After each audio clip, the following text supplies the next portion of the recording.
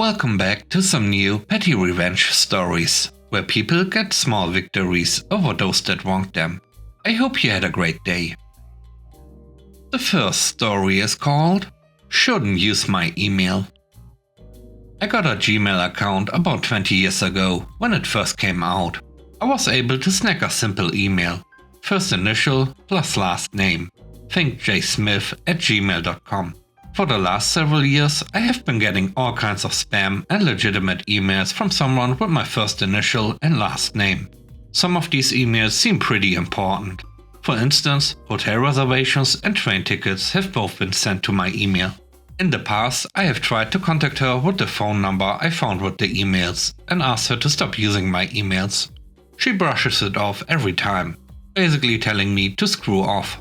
Apparently, she has just started shopping at Kohl's because I've been getting all of her rewards emails. Since she decided she isn't going to stop using my email, I used the $50 in Kohl's cash she sent to my email a couple of weeks ago, and just used another $20 today. As far as I'm concerned, she's aware that she's using my email, therefore she's gifting me her Kohl's cash. The next story is called Car Dance. This is a great life hack I discovered. My apartment is an older place with assigned parking spaces.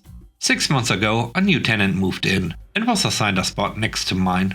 Almost every time I got home and pulled into my parking spot, I noticed they were over the parking line into my spot or on top of the line, giving me very little room to park. One night I parked and their car wasn't there. The next morning I go to my car and see them parked over the line and a dent in the side of my car. I immediately knew it was them, as I measured the trajectory of the door to my car and the paint matched. Clearly the door hit my car. No note was left, and when I called my property management, they said unfortunately they don't have cameras, so I can't prove it was them, aside from the paint. In my head I thought, fine, want to mess my car up, have fun with all the dents I leave on yours. Every day I came home and saw them over the line or on it. I dented their car with my door. I left many dents. They have since never parked on the lines or over it again. I trained my neighbor not to be a jerk. The third story is called Car Salesman. About 7 years ago, I got a new job, which meant we didn't need our 2 cars. My wife decided that we would sell both our cars and buy a bigger, nicer single car. We both had well-paying and stable jobs, and additionally had the support of a low-interest loan from our parents to fund a purchase. We did our research extensively and decided that there were 2 options for us. We'd worked out all the financials and had the spreadsheets to calculate that we could afford both, second-hand. At this point, we found our local dealerships and booked appointments with both to test drive the cars so we would make a final decision. We arrived at the first dealership and all went fine. We liked the car and the salesperson was helpful. We happily trundled across to the second one for our appointment and were met by John, the salesman. John was an old white salesman who had clearly been selling cars for years, and he had clearly made a snap decision about the young couple in front of him. John sat us down at his desk and proceeded to tell us how expensive and exclusive the Mondeo was, and he wasn't sure we would be able to afford it. He asked us for our budget, and we told him. But he didn't seem to accept this. He wanted us to tell him our salaries and other financial data, and we refused, saying we just wanted to test drive one.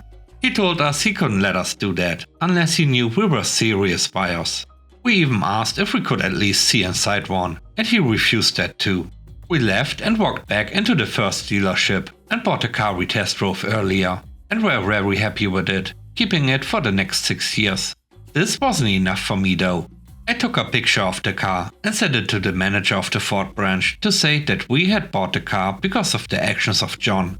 The reply from the manager was surprising. He replied that he was devastated because the margins were so tight and explained that John would receive a reprimand for losing them money. Moral of the story: don't judge a book by its cover. The next story is called How to Work with Clients. There's a type of customer who asks a million questions but never makes a purchase. If you are selling something, especially your own handmade products, you'll have to get used to it. Regardless, it's important to learn to respect them. These are the people who teach you how to engage in productive dialogue. But everything should be done in moderation. I came across one such customer who contacted me and immediately said, "I have my company's anniversary coming up and I want to order gifts for my employees from you. 30 engraved knives." For someone like me who's struggling financially, this order was a godsend. I was thrilled and immediately said I was ready to discuss everything, promising to make the best quality and give him the biggest discount I could. He said, okay, gave me his phone number and asked me to call when he was available. Due to the time difference, it meant getting up at 5 in the morning for me. But fine, I woke up early and called. He greeted me with, "Good morning." He was aware it was 5 in the morning for me and started asking me a million questions. He asked me about the steel grades I work with, the existing steel grades, and even my predictions about future steel and many other things. And now it was not 5 AM, but 9. That's when he ended the conversation. We hadn't discussed anything regarding his order. The next day I called him again, and the same thing happened. And the day after. I started losing my temper, but I really needed this order. On the 5th day, I started the conversation immediately with a request to discuss his order, because I had very little personal time. I had 2 jobs and a family. Do you know what he replied? Sorry. We discussed it with the team, and we decided to purchase gift baskets instead. Knives are not for everyone after all. Then, what were we discussing for these 5 days? Why did all this happen? Well, you're passionate about knives, and I am passionate about them too. A good conversation is a rare pleasure. Do you understand that I spent a whole week on you? I hardly slept to be awake for our conversation. Why did you do this? Hey, you are a big boy. Why are you whining?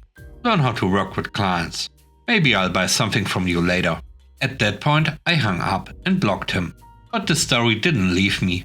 The person took advantage of my vulnerability and simply played with me. I thought for a long time about how to get back at him. Until I realized, why not let him taste his own medicine? I contacted my friends in the US and explained the situation to them. After a week, they started writing to his company with requests for placing large orders. Of course, they couldn't spend 5 hours on the phone, but they didn't need to. They simply started sending them technical specifications with endless revisions. The number of revisions kept growing, and the company spent more and more time on approvals. Budgets were inflated, and my friends agreed to any additional expenses, which would never actually happen. And somewhere within a month of the circus, they unanimously decided to stop working further, saying, "Thank you, but we are no longer interested." The funniest part was when one of them received a call from my conversation partner, and he was practically yelling at them, wondering why my friend wasted so much of his time. To which he received the response, "Why do you take it so personally? It's business. You couldn't convince me of the benefits of working with you. Don't call me again. Goodbye." In the end, with some ingenuity on your side, even as a small person, you can get a little bit of justice. The last story is called Carnage is Calling. One of my friends had their Instagram account hacked. The hacker then messaged me, pretending to be my friend, about a link to help him log into his new account. I knew it was a scam, but I wanted to play along. I played along until I managed to get his phone number. The real fun started after that.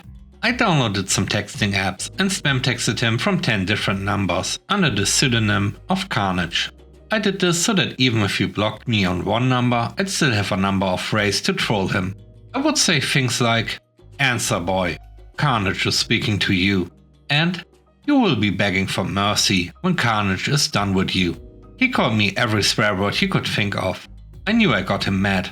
I then proceeded to spam call him from a Google Voice number with the no caller ID setting turned on, which prevented him from being able to block me. After enduring this relentless trolling, the hacker disconnected their number and blocked me on Instagram. Thanks for watching the video to the end. I hope you enjoyed it. If you did, please don't forget to leave a like, comment and subscribe. And if you have time, watch another one of my videos. And now, I hope you have a great day. Stay safe. Bye bye.